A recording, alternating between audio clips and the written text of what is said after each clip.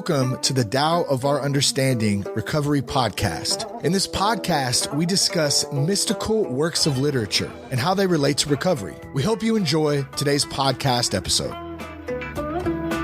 Hello, this is Buddy C. Welcome to the Tao of Our Understanding Recovery Podcast. Today we have Amy, Marla, Craig, Dennis, and Lou.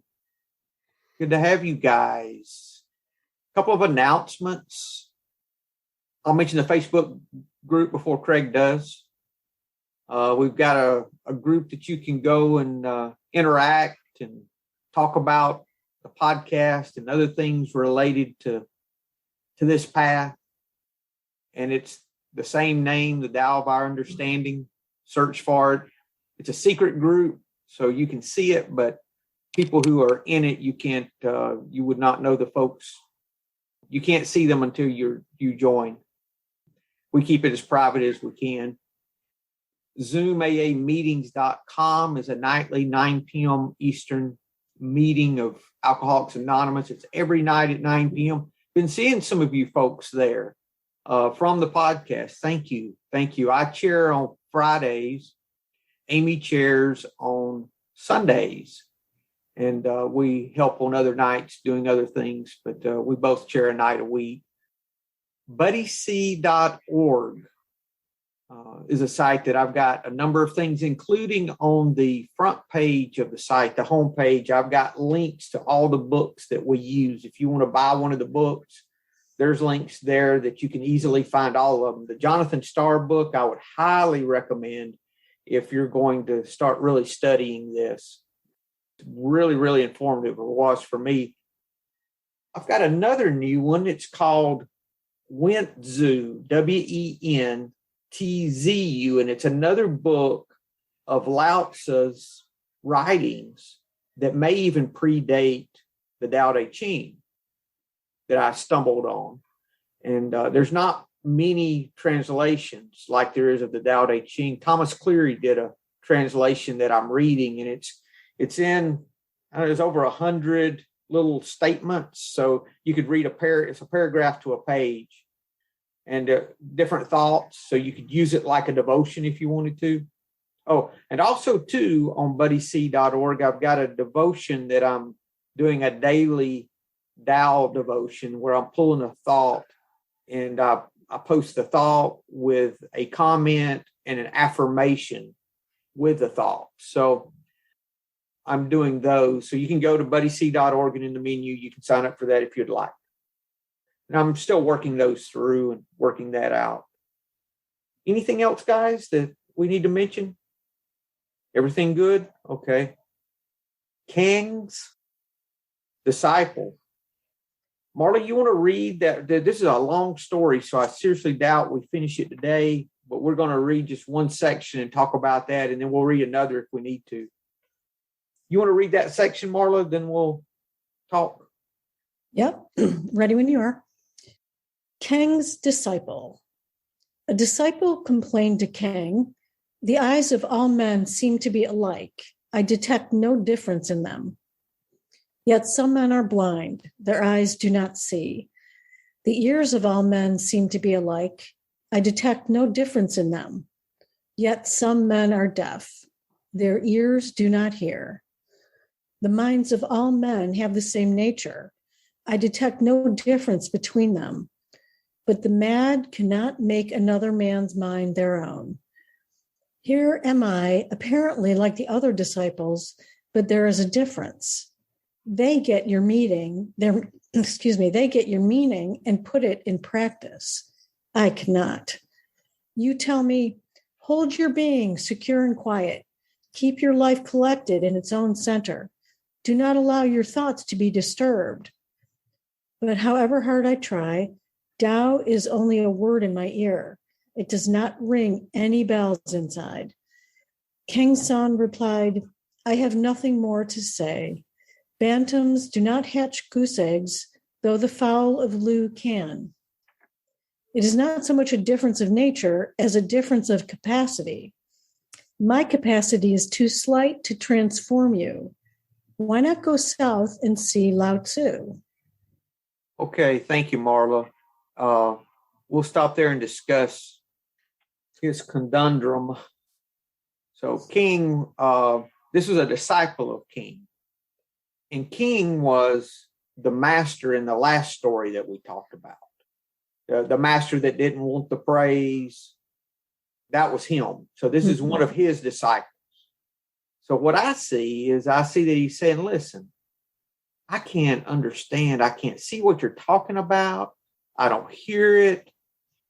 I don't understand it. And I like the way he said it. He says, there's no bells that ring inside for me. It doesn't resonate at all. I don't see any of this.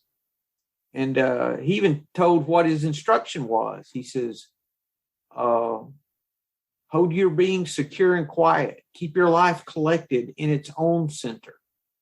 Do not allow your thoughts to be disturbed. He's saying, I just don't get it. Thoughts about this guy? The disciple. We'll just call him the disciple. I think he's concentrating on what other people are doing. Yeah. Rather than concentrating more on what he should be doing. And it says that however hard I try, thou is only a word in my ear. So he is trying hard. They're like praying hard.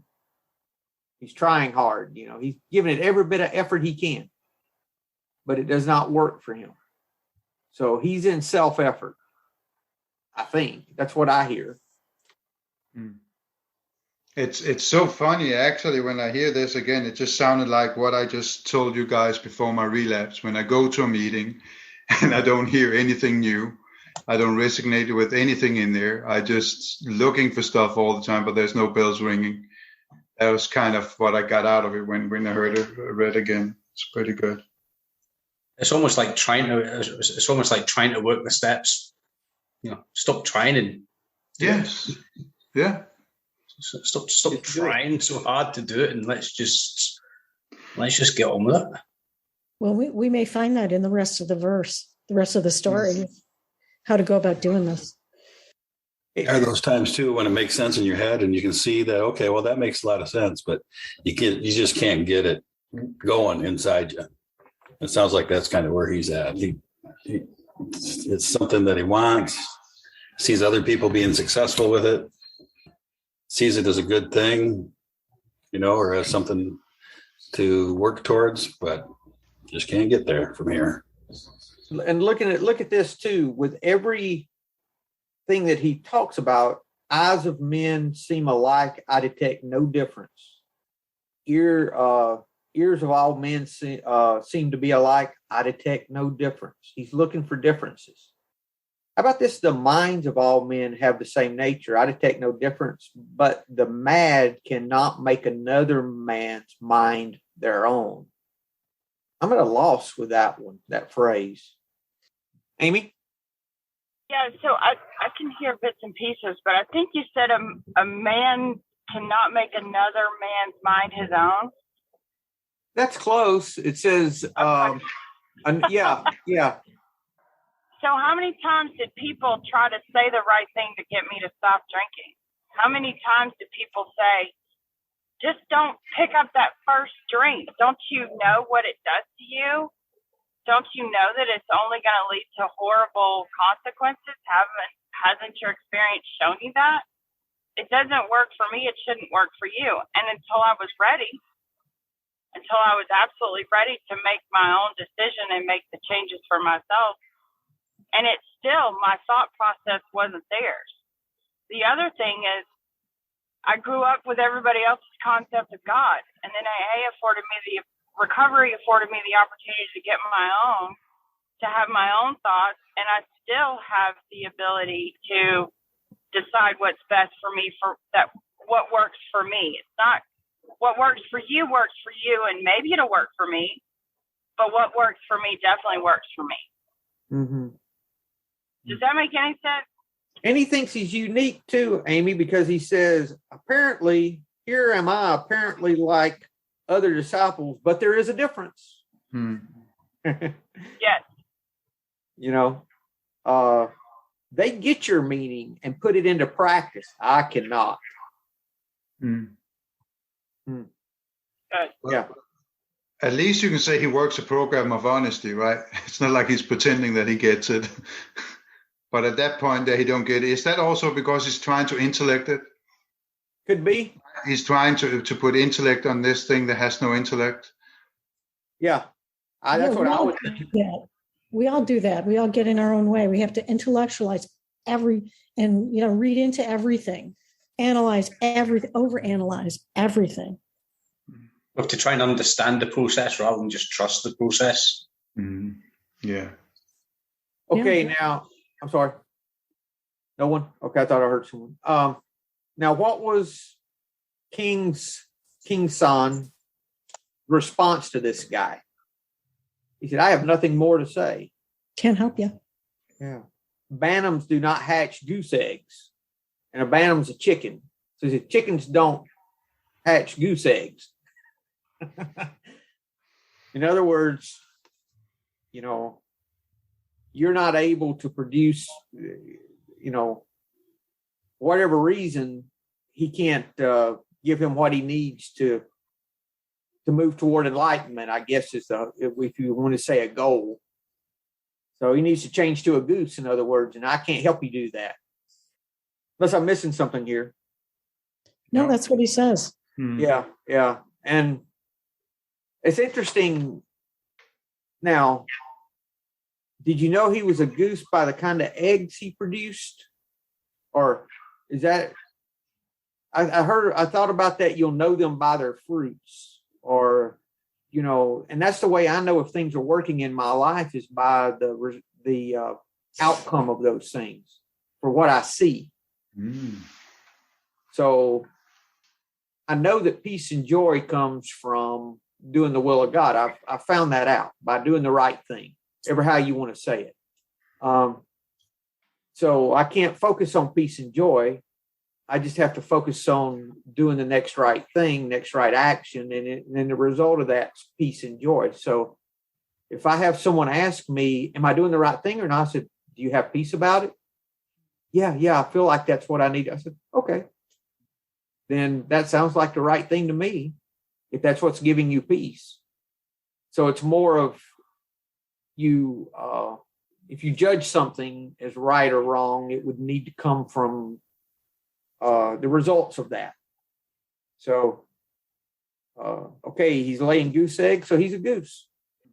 You don't try to get the chicken to lay a goose egg. You know it's a goose because it lays a goose egg. Does that make sense? Yes. Well, and apparently the Master Keng is, others are able to get from him what they need and learn from him. This guy can't. And rather than try to find a solution for him, the master says, I don't have the capacity to give you what you need. You haven't gotten it here. Maybe you better go down south there and get it. And I think sometimes that's the way it is, that there's a certain, it'll click, it'll resonate. Some things resonate with you. Some people resonate with you. Others don't. And the master sees that, maybe the master sees that many of his disciples are getting it. They came to him for a reason. They're getting what they came for. Or he's facilitating it somehow. But this guy is not getting it. So rather than try to bend him or push him or do something that he can't do, the master can't do, he says, he does the referral. I'm going to refer you to a specialist. You kind of get that with some sponsees as well, don't you? I had the same thought. Yeah. If you say, well, you can't get it, but try this guy here, there might be something there. If you translate it into AA lingo, maybe you're just not ready yet, but try this guy. Or some people's experience resonates with some. It's just how it is. I've had sponsees that didn't resonate with me. I've had 3 different sponsors over the years. One helped me as long as they could. Then I moved to a second till I was ready for the third. And that's not a bad thing, though. That's not a failing on anybody's part. I think sometimes we mature. Maybe we're looking at this disciple from the wrong perspective. Maybe the guy's matured, and he needs something more than what he's getting. Could be. because I think there's only so far sometimes we can take sponsees before they have to move on to somebody that's going to push them even more. I've had sponsees for that. I'm still on my first one, so I'm still trying to break my first one. You're fortunate he hasn't fired you yet, too. I had a sponsee last year that I'd taken him through the steps, but there was just some disturbance there. We couldn't really put our finger on it, but there was something. And I was thinking, I think he needs to go look for another sponsor. And while I was thinking the thought, he texted me and said, I appreciate your help. I think I need to find another sponsor. While I was sitting there thinking about it, I mean, literally the same time, literally, not exaggerating at all. And, King knew that he did not have what this disciple needed. So he referred him on to Lao Tzu. And then it's interesting, too, the next line there says, after the goose eggs, though the fowl of Lu can do this, they can lay goose eggs, if I'm reading that correctly. It's not so much a difference in nature, but a difference in capacity. I don't know what that word capacity means. How empty is your chalice? Your level of surrender, maybe? Say, Okay. yeah. But he's saying that it's possible for a chicken to lay a goose egg, but I can't. It says here they do not lay. The next page, the next line says, though the fowl of Lu, and Lu was a prince in some of our old stories. And Lu was someone, the prince that he actually practiced the Tao. So, is that what it means by saying my capacity is too slight? That means that the teachings of Lao Tzu lies a little heavier than mine. Is that the way to say that? That's what he's saying. Yes. I think. I saw that as his tolerance. I saw that as his level of tolerance was too slight. Or honesty. I mean, really. I mean, he was just honest with the disciples. Well, I'm not able to help you. Why don't you go see Lao Tzu? Maybe he can help you. I just don't have the capability to help you. I'm not able. So then he's sending him to Lao Tzu to transform you. So he's wanting to be transformed. Why not go south and see Lao Tzu? Now that the state of Lu, Craig, is where Confucius and Moza was from. We read the book on some of the book on the short history of Chinese philosophy. Yes, that was riveting. It was part of that. Riveting. Yeah. Okay. I think we should go back and finish that at some point. Yeah, go ahead and let me know how it was. Why don't you put it on Audible and send it to me? What's that? Why didn't I go and see Lao Tzu? Is it a good book to read when you have insomnia? Is that the kind of book it is? So you agree that it's kind of heavy when it comes from Lu? That's kind of some heaviness over it. Is that it? By reading, it had sections that were really good, and then you read all this other to get to the good little section, and then the problem was it was giving you it was giving you a history of the history, which was kind of like too much. And I think that's really what this guy's looking for. This guy's looking for that. You, if you give him an explanation, he'll be like, "But what does that mean?" Oh, well, I've just explained it. Yeah, but what does it really mean? Well, he wants to be transformed, Craig. Yeah, and he's thinking transformation coming from some knowledge. Can we look at that transformed as being enlightened? I would think so. Yes, it's so I want to be enlightened. Yeah.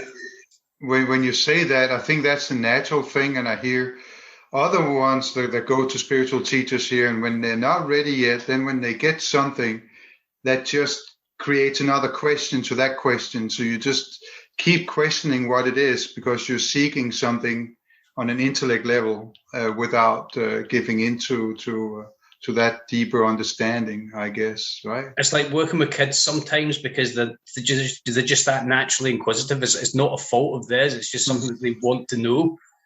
And you just end up saying, just because it is, just because I said so. That is with a kid, yes. It just is like that, because I say so. And I think that's where we get to as well, because with this guy saying, like, my capacity is so slight. Maybe that's what we're like as well. We don't know the fundamental answer to it, so we're just like, look, that's just it. That's just how it goes. Just accept it.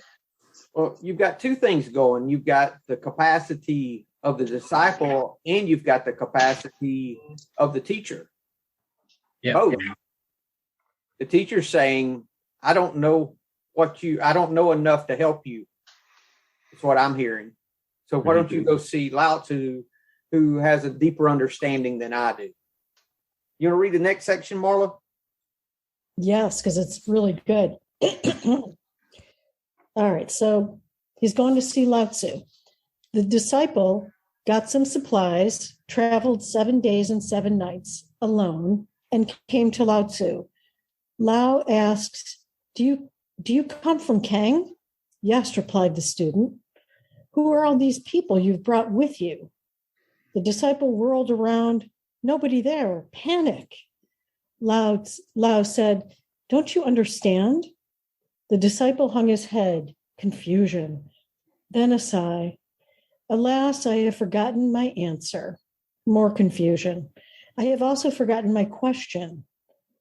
Lao said, What are you trying to say? The disciple. When I don't know, people treat me like a fool. When I do know, the knowledge gets me into trouble. When I fail to do good, I hurt others. When I do good, I hurt myself. If I avoid my duty, I am remiss. But if I do it, I am ruined. How can I get out of these contradictions? This is what I came to ask you. This one we could go line by line. Yeah, that's good. That's okay. Good. Comments? Well, I love that Lao Tzu recognizes that this guy is carrying a lot of weight with him, a lot of things, a lot of baggage. So basically, the guy shows up. He says, he came to Lao Tzu.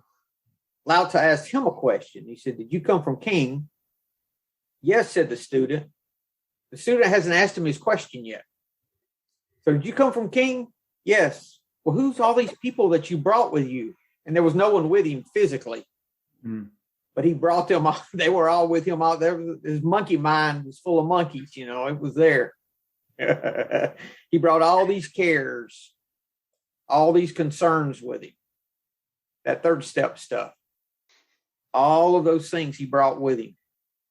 And he said he was confused, and he even forgot the question he was going to ask Lao Tzu.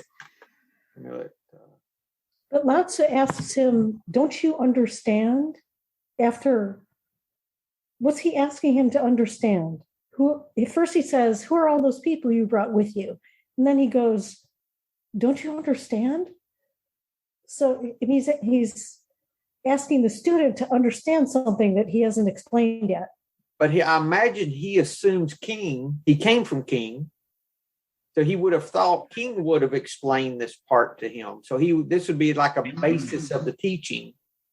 And if he came from King, he knew what King knew. Lao Tzu did.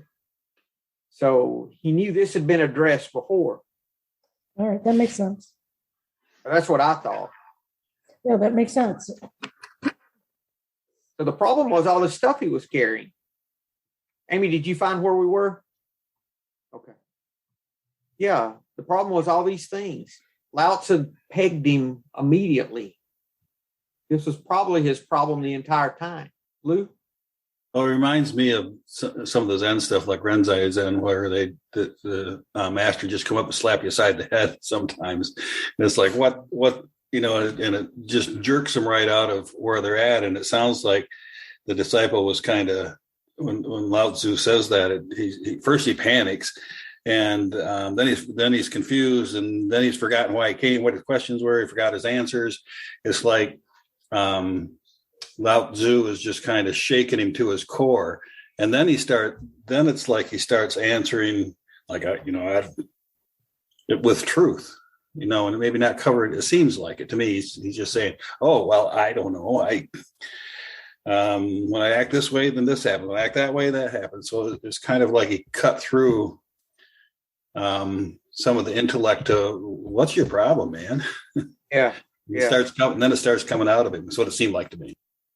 Yeah. And then when, this party talks about that when I don't know, people treat me like a fool. When I do know, the knowledge gets me in trouble. When I fail to do good, I hurt others. When I do good, I hurt myself. I think he's not perceiving this realistically or correctly. He's back to the contradictions again. Yeah. And he's asking, how do I get out of this cycle?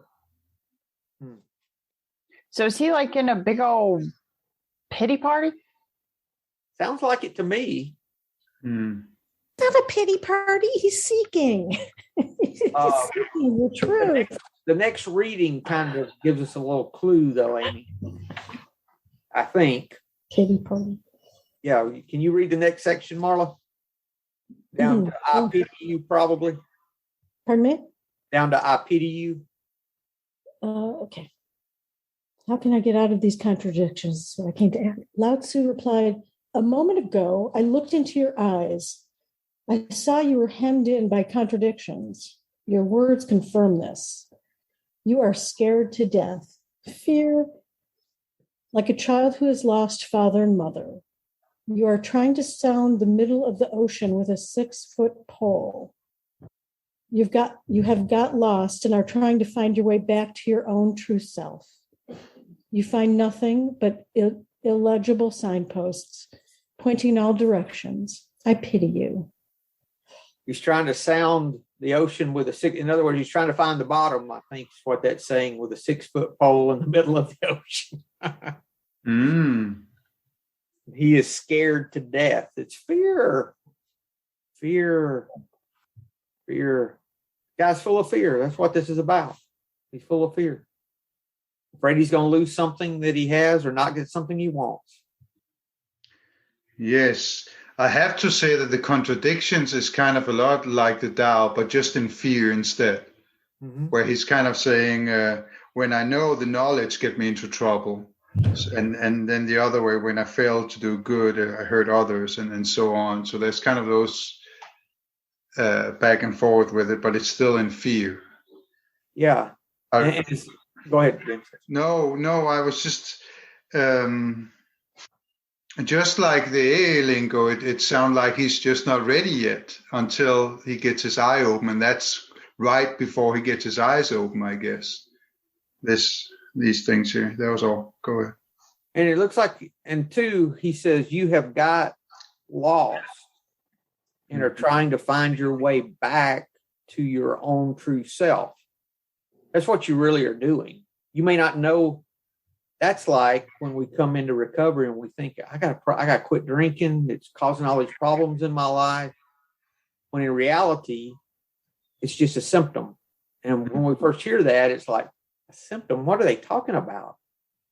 And then we realize it's an inside job, that there's nothing external of our spirit or our inner man that can cause this, including alcohol. Because even though we put it in our body, it's not really within us. It's not in our spirit. So even though it influences us, nothing outside of that can do it. So it's our, and he says here, to find your way back to your own true self. So you're just returning. It's like Dennis, I liked what Dennis said. It's like he's at a point of awareness, but not at a point of surrender. Yeah, exactly. That's a good way to say it, I think, yes. He's seeing the patterns from the fear side, but he's not seeing the patterns from the acceptance or the or let go side. Yeah, that's good. Thank you. Yeah, he's on his way, He wants it. Yeah, and Lao Tzu says this is what's happened. You've gotten lost while you've been trying to find your way back to your true self. And he says you find nothing but illegible signposts. You're not finding anything to help you. I pity you. Comments? before we move forward? I wish I had somebody like that could have spoke to me like that when I was kind of wanting to get sober. You've lost yourself. You're trying to find your way back, but you just don't have the tools to do it. You're not using the tool. You have the tools, but you're not using the right ones. Like trying to sound out the depths of the sea with a 6-foot pole. You're not using the right tools for doing it. I kept drinking myself away, trying to find myself again through that way. Yeah, but you weren't ready, Craig. You may have had people telling you that, but you couldn't hear what they were saying. Yeah. Just like he talked about at the first of this. Mm-hmm. That is so interesting, isn't it? Because that's what we hear in the program. I mean, when you're not ready, everything that everybody is saying is just wrong. But when you are ready, whatever anybody is saying is right. Mm-hmm. Right? So I also, on that note, I found when I was looking for God, that's when I found him. Whatever you want to call it. When I was looking too hard, I couldn't see it. So I stopped looking. Yeah. That's when I got sober. Yeah.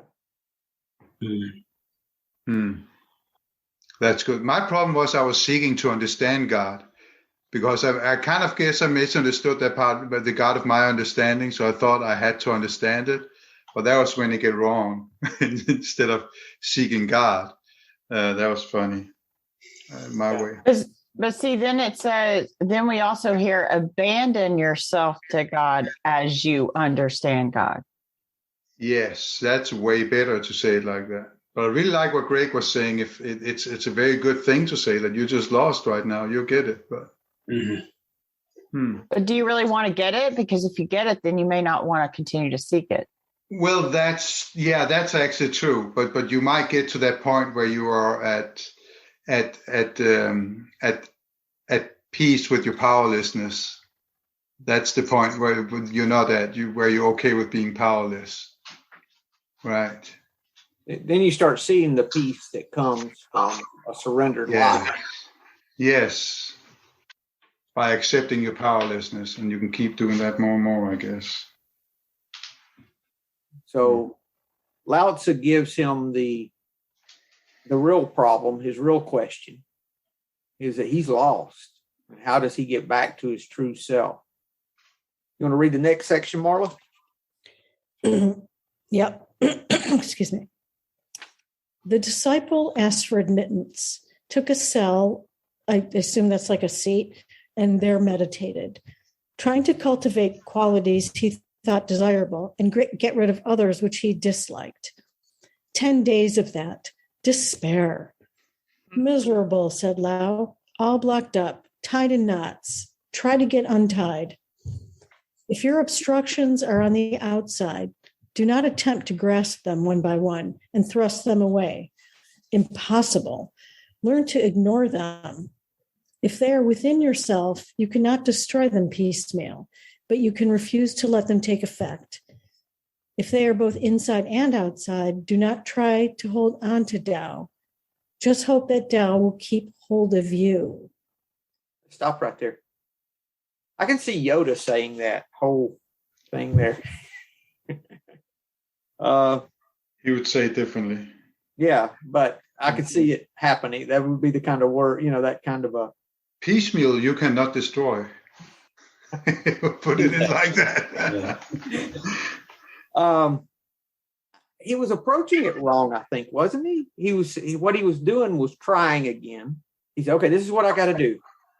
So for 10 days, he meditated, trying to cultivate good qualities and getting rid of those things which he disliked. It's like one of those really annoying sayings. It's like, take what works and leave the rest. Yeah. Or we're entirely ready to have me remove all my defects of character. Exactly. Yes, he's trying to organize his thoughts, and he's trying to get rid of the bad character defects and hold on to the good ones. He's sitting trying to do that, but instead he just gets frustrated. I really like what he says here, that he needs to ignore it, because by fighting a thought with another thought, it's just going to make it more miserable. Kind of. It's almost like that's how. It's almost like it's like picking the steps that you want to work. I'll take that. I'll do that. Give that 4 and 5 a miss. That looks a bit dodgy. Or back to that phrase of the mad cannot make another man's mind their own, and that idea. What's the saying in recovery that you can't fix your thinking with more bad thinking? There's a phrase similar to that? Yeah, it's like in the Course of Miracles where they talk about the ego will play a game with itself to keep itself busy and to keep your mind off, and just keep your mind rolling in that circle. And it's like, his ego's his logical part of his brain is going, well, I'll fix this and I'll fix that and I'll fix this, and he's using the wrong tools. Yes, and then you're just fighting your ego. The ego's just dancing around the room in this little cell there. And then look at what he finally tells him. Do not try. He says, do not try to hold on to Tao. Just hope that Tao will keep hold of you.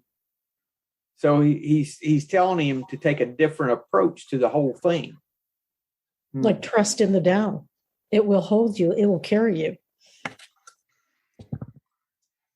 Like what I've talked about 1,000,000 times, Marla, about that when I stopped trying, recovery worked for me.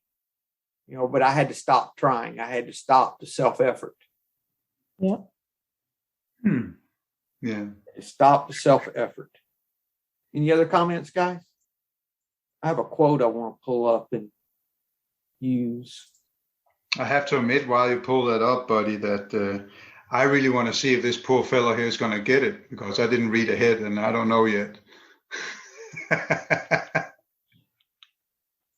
Have I quoted? I know I've quoted it before, but I don't know if I've quoted it on the podcast lately. Kitchen's book, I Was a Pagan. Have we talked about that on the podcast? No, we have not, Craig. Never heard that before. Okay. This book. Maybe I wasn't around though. VC Kitchens, I think is the guy's name. VT Kitchens. He was in the Oxford groups with Bill, and he was in the businessman's group with Bill, which was a small group within the Oxford group where they went out and talked to different businesses. He got sober in the early 30s and published this book in, I think, 35. So Bill read this. I know he did. He was in the group with the guy. So they were very well. This guy got sober before AA. And here's a quote from the book. It says, I also know that these ambitions, hypocrisies, and vices were not drained out when I transferred my belief in one plan or philosophy of life to another. They were not drained out by making New Year's resolutions, and they were not disposed of by my going to psychoanalysts, remember 30s, or by going to church. They were drained out by stopping the self-effort to get rid of them, by letting God take hold to do the job, and by putting God first in life. I'd put God first in theory, yet still continued to mean well and do badly. That was because I was still trying to run my own life. I had not put him first in living, but had kept my self-love uppermost and had built my scheme of things quite upside down. When I turned things around, however, and put God at the head of the list, when I ceased struggling to pull myself up and stepped out of the way so his light could shine down to me, when I let him show me how to use the individuality he had given me to accomplish for myself, for humanity, and for him the things he wanted me to accomplish, then for the first time in 40 years, things of consequence began to happen in my life. So when I listened to this book, I was like, whoa, that's it. He quit trying and just stepped out of the way and let it shine, let the light of God shine down to him, is how he described it. So I thought that was, I can put this book in the chat if anybody would like to have it. That's what he's talking about. He's letting go of the self-effort to do this. Yeah. Is this a good stopping point, or do we continue on? What do you guys want to do? Well, I know no matter what, I'm going to read the end of this. I want to hear how he's doing. I'm not going to get all the way to the end, I'm sure, today, but yeah, I know. This may be a good stopping place, I think. All right. Yeah, because, well, the next little phrase, we could cover it and get down to Lao Tzu replied. The disciple groaned, when a farmer gets sick and the other farmers come to see him, if he can at least tell them what is the matter, his sickness is not bad. But as for me, in my search of Tao, I'm like a sick man who takes medicine that makes him 10 times worse. Just tell me the first elements and I'll be satisfied. I mean, this guy does not have a clue. He is just absolutely miserable. He's miserable. Maybe he's an alcoholic.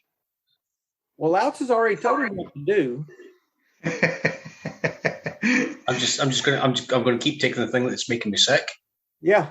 But this time it's just the ego, right? It's not the alcohol, but it's the ego, his own mind that's making him sick. I'm going to think it's going to make me better. Amy, you got something? Yeah, it was just, it'll be different this time. Yes. This time it'll work. Insanity. Yeah. Yeah, thinking, doing the same thing again and expecting different results. I can control my drinking. You fix me now. Yeah, what's my part in it? That's good, Craig. Yeah. I want to go back to, I don't know, 129. It says, who are all those people you have brought with you? The disciple whirled around to look, nobody there, panic. Is that kind of talking about the four horsemen, terror, bewilderment, resentment, fear?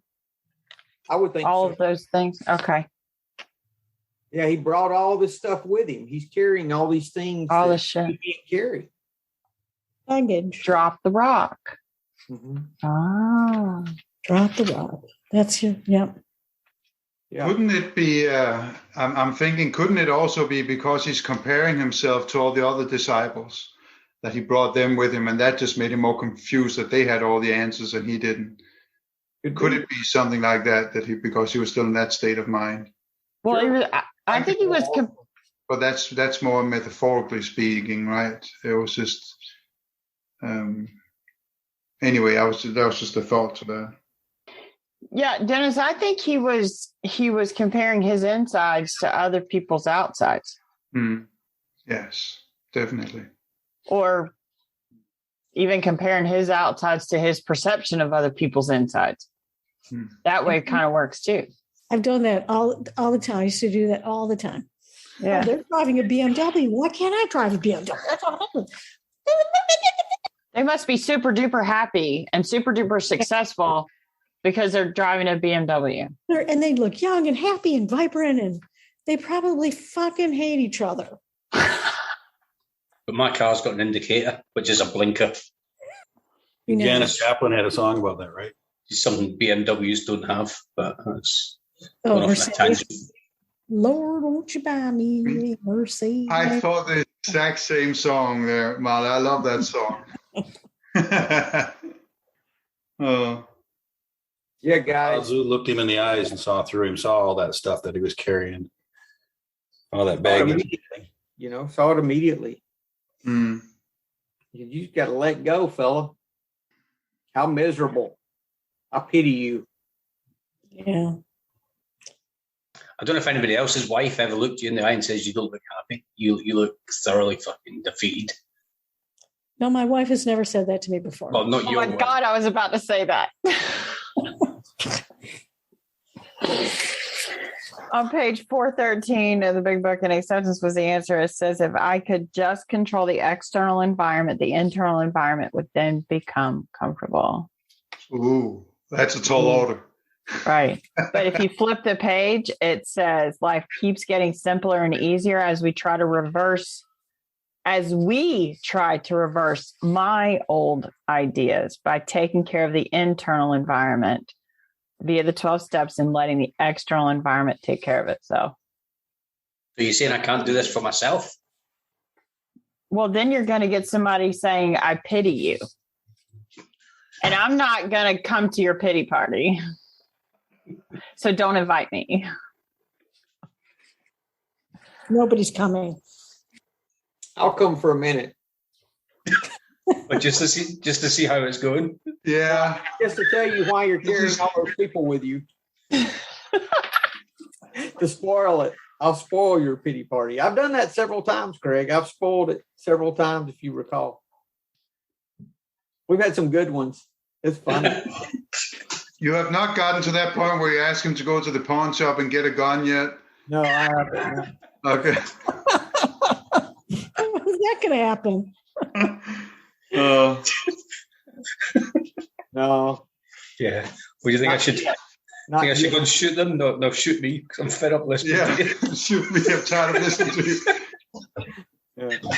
I mean, I've heard sponsors on that. There's some that's really just like saints and listening to half an hour and all that. But it comes to a point where you just have to put a foot down and say, hey, stop. This is leading nowhere. This is not good. What is your experience with that? I'd like to know that. Do you have something where you said, this is just too annoying? You got to, hey, listen, stop right now. Well, it's getting bad when the first thing your sponsor says to you that you meet is, right, what's your partner? Fuck. Self-examination already. That's the answer, though, isn't it? Isn't it always the answer? It's like, what's your part in this? Yes, I hear another good question to say. Just what is your motives in this? What were your motives here? And then makes people think, oh, wait a minute. Oh, I was selfish, wasn't I? I was. No, mine's is normal that he was selfish, wasn't he? Anything else, guys, before we close? And we'll take it from here next week. That's good. We've painted a good picture of this disciple. We've really taken his inventory today. We've taken a good bit of inventory for sure. Good thing he's a fictional character, but he is all of us, isn't he? Oh, he is. For sure. For sure. Then how can we all relate to it? Fictional? That's interesting. Do you think non-alcoholic relates to these characters? Or are they just saying that was how they were back then, 6,000 years ago? I don't know. I mean, we do the podcast, in my thinking, for those in recovery. So I don't know. I don't know how they would relate to this. Maybe they will lose the closest thing we got to a non-alcoholic. So Lou, tell us, but he's in a program. If they're not in a program, I don't know how they would relate to this. Lou, what's your thoughts? Well, I come out of the Al-Anon program, and I relate to it very well. Yeah. For myself, not for the other, but for myself. Yeah. Exactly. But that idea that we're different and unique, and that it's not working for you. And why is it not working for me, and it's working for you? And you're lining all the things up outwardly that you see. Is what this guy seemed to be doing, the disciple. And it just never worked for him. He couldn't get peace. He tried everything he knew to try. Yeah, I was tried everything else, everything I knew how to fix our son. Mm-hmm. Everything.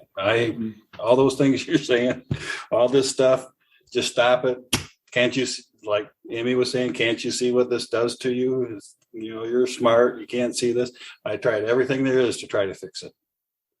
So the more you tried that, Lou, could you see did it get worse and worse, or did you get more and more irritated with yourself? It got worse and worse for me. Yes. It wasn't one ear out the other for him, I think, but for me it got worse and worse. And the guilt and taking on responsibility for him and all that stuff. When we are in the middle of our addiction, we don't hear really much of anything else. And when the Al-Anon member is in the middle of fixing somebody else's life, then they pay no attention to their own and their own needs or those around them. They're focused on the disease. Sucks. My experience. Nope. Sounds real. That's good. Thank you, Lou. Any other comments before we close, guys? No, thank you, buddy, for hosting as always. Thank you. I enjoy it. I get a lot out of it. Every week I look forward to this meeting. Thank you, guys. Hello, this is Buddy C. I wanted to make you aware of several recovery-related resources that I've posted in the episode description. These resources include a list of recovery podcasts, a free sober meditation app, daily recovery email, shared Google recovery calendars. Hope you put some of these resources to use and have a great week. Thank you for listening to the Tao of Our Understanding Recovery Podcast. If you enjoyed this episode, please share it with your friends in recovery.